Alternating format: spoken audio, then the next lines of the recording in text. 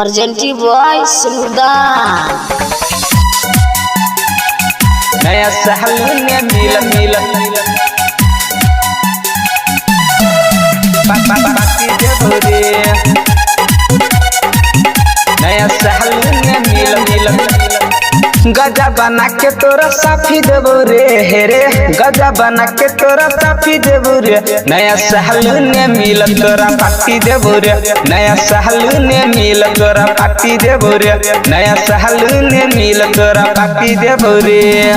गजा बना के तोरा साफी देबो रे हेरे गजा बना के तोरा साफी देबो रे नया साल में मिलन तोरा पार्टी देबो रे नया साल में मिलन तोरा पार्टी देबो रे नया साल में मिल तोरा पार्टी देबो रे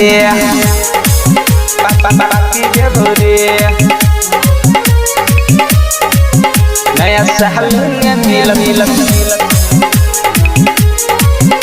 पार्टी देबो रे नया साल में मिल तोरा पार्टी देबो रे नया साल में देबही कर दौरा के छोरी के नचबै रे डीजे बजा के नया साल में देबही कर दौरा के छोरी के नचबै रे डीजे बजा के दारू के साथ सुन साफी देबो रे हेरे दारू के साथ सुन साफी देबो रे नया साल में मिल तोरा पार्टी देबो रे नया साल में मिल तोरा पार्टी देबो रे नया साल में मिल तोरा पार्टी देबो रे अखन अहाँ से सुन रहल छियै श्रवण रिकॉर्डिंग स्टूडियो जोड़ा से नया साल में मिल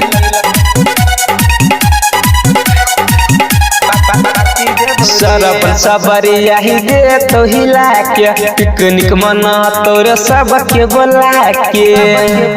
हाँ सरबन सबरिया ही गे तो हिला के पिकनिक मना बोरे सबके बोला के राइटर इंद्रेश साथ देतो रे हरे राइटर इंद्रेश साथ देतो रे नया साल में मिल तोरा पार्टी देबो रे नया साल में मिल तोरा पार्टी देबो रे नया साल में मिल तोरा पार्टी देबो रे गजा बना के तोरा साथी देबो रे हेरे गजा बना के तोरा साथी देबो रे नया साल में मिल तोरा पार्टी देबो रे नया साल में मिल तोरा पार्टी देबो रे नया साल में मिल तोरा पार्टी देबो रे।